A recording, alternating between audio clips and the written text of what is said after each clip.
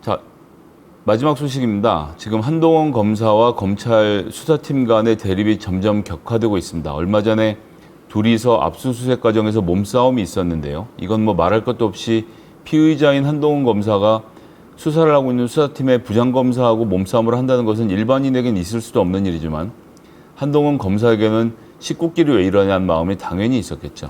그때 공개됐던 사진 기억나실 겁니다. 침상에 놓은 정진웅 부장검사의 사진을 보면서 이게 과연 사실인지에 대한 얘기가 많았었고요. 어떻게 했길래 저렇게 병원에 가서 들어놓기까지 했느냐라는 이야기가 많이 나왔는데요. 거꾸로 하면 이 사진을 보면서 또 기자들 입장에서는 어떻게 병원 응급실도 아니고 저런 데 가서 1인실에 가서 누워있을 수 있지라는 그런 의심을 했을 겁니다. 일요신문이 단독으로 가서 알고 봤더니 코로나 검사를 받고 나온 정도였다는 것을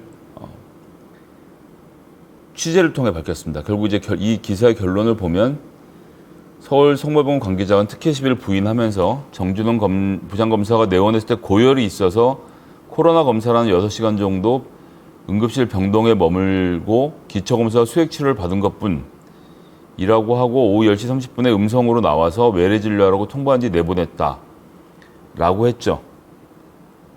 그래서 전신 근육통에 따른 혈압 상승으로 서울 성모병원에서 치료를 받았다라고 서울중앙지검이 보도자를 냈던 것은 결국 그닥 사실에 부합하지 않는다는 게 드러난 겁니다. 즉 아파서 병원에 입원한 것이 아니고 병원에 갔는데 열이 있어서 침대를 내준 것뿐인데 본인이 쓰러져서 병원에 누워있던 것처럼 사진을 찍고 이걸 보도자료로 배포한 것이 바로 서울중앙지검 수사팀의 모습이었던 것입니다. 한동훈 검사의 몸싸움도 볼썽사납지만 마찬가지로 수사팀도 본인의 사건을 부풀리기 위해서 현직 검사가 침대 위에 누워서 이런 쇼를 한 것은 별로 도움이 되지 않는 것이라 생각합니다.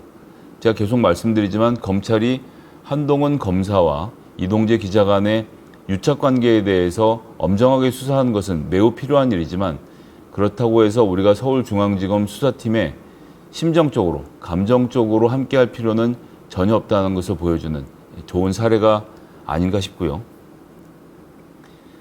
그래서 중앙일보는 관련돼서 이 간호사가 정진웅을 촬영했고 윗선 지시였는지에 대해서 살펴보겠다라는 기사를 냈습니다. 근데 이제 사실 여기서 중요한 것은 이 뒷부분입니다. 검찰 내부에서 유심 카드를 입수한 이유, 압수한 이유에 대해서 우리가 궁금했었는데요. 그게 나왔습니다. 이게 이제 어떻게 된 거냐면요. 법원이 유심칩을 압수수색해서 카카오톡을 볼 수 있게 만들어준 겁니다. 한동훈 검사장 아이디로 기존 비밀번호를 무효화하고 한 검사장의 개인정보를 이용해 인증번호를 받고 비밀번호를 바꿔서 카카오톡에 접속한다. 이게 영장에 나와 있는 얘기인데 쉽게 풀어서 말씀드리면 한동훈 검사로부터 유심카드를 넘겨받고 그거를 공기계에 집어넣습니다. 카카오톡을 설치하고 그 다음에 한동훈 부장의 아이디로 로그인을 합니다. 로그인 비밀번호를 모르니까 비밀번호 재설정을 하고 본인의 핸드폰으로 인증번호를 받으면 공기계 한동훈 검사의 카카오톡을 로그인할 수 있게 되는 겁니다. 그렇게 로그인을 하면 한동훈 검사가 그간 주고받았던 대화 내용을 볼 수 있는 것이죠. 카카오톡은 본사 정책상 현재 서버에 이틀에서 3일 이상의 사흘 이상의 정보를 보관하지 않고 있는 것으로 알려져 있습니다. 그렇기 때문에 한동훈 검사장의 카카오톡을 직접 접속해서 나머지 내용들을 들여다보기 위해서 유심카드를 압수수색했고 그래서 3시간 만에 돌려줬던 것입니다. 지금까지 알고 있었던 유심에 별 내용이 없을 텐데 왜 압수수색을 했느냐와 다른 이야기가 드디어 나온 것입니다. 즉 카카오톡과 텔레그램에서 한동훈 검사가 주변 사람들 특히 피의자 이동재와 나눈 이야기를 살펴보려고 했던 것이고요.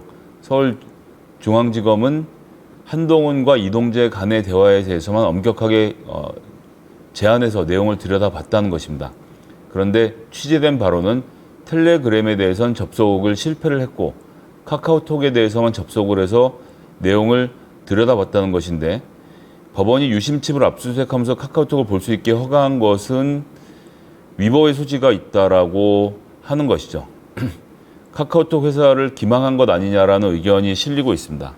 그 얘기 이제 거꾸로 하면 그만큼 한동훈 검사의 카카오톡을 통해서 다른 이동재 기자와 등과 나눈 대화 등이 이번에 복원될 수 있다라는 것을 보여주기도 하고, 근데 또 제가 알고 있는 상식으로는 이미 양쪽에서 다 지운 대화 같은 경우는 복원이 되지 않을 텐데, 이 모든 것은 사실은 한동훈 검사가 으로부터 압수했던 핸드폰을 열어서 포렌식을 하면 간단하게 들여다 볼 수 있는 내용인데, 공무원인 한동훈 검사가 본인의 친정이라고 불리는 이 검찰의 수사에 협조하지 않고 있기 때문에 생기는 문제입니다. 일반인 같으면 결코 쉽게 할 수 없는 일인 것인데, 한동훈 검사가 지금까지 비밀번호 풀어주고 있지 않아서 수사팀이 이 유심카드까지 압수해서 카카오톡에 접속해서 내용을 들여다보려고 시도를 하고 있는 중인데요. 이렇게 마음이 급해진 이유는 이동재 기자에 대한 구속기간이 5일밖에 남지 않았기 때문입니다.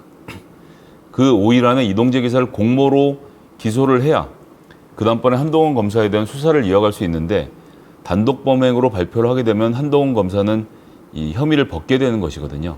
앞으로 남은 5일 동안 이 문제를 다 해결해야 하는데, 한동훈 검사는 지난번 소환조사, 즉 수사심의위원회가 있기 전에 소환에도 응하지 않았다는 것을 피하기 위해서 소환에 응한 다음에 조서에 날인을 하지 않아서 수사심의위원회에서 한동훈 검사의 조서 내용에 대해서 들여다볼 수 없게 꼼수를 부렸지 않습니까?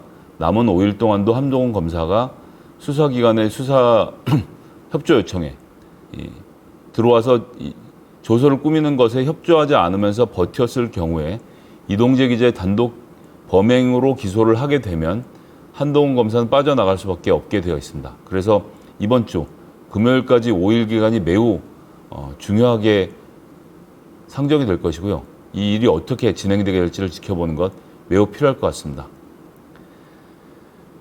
자, 이상 5가지 소식으로 오늘 찾아뵙고요. 오늘은 최고위원회가 있는 날이라 질의응답은 하지 않고 내일 또 아침 8시 55분에 찾아뵙도록 하겠습니다. 지금까지 아침부터 옳은 소리 시청해주신 모든 분들께 감사 인사드리겠습니다.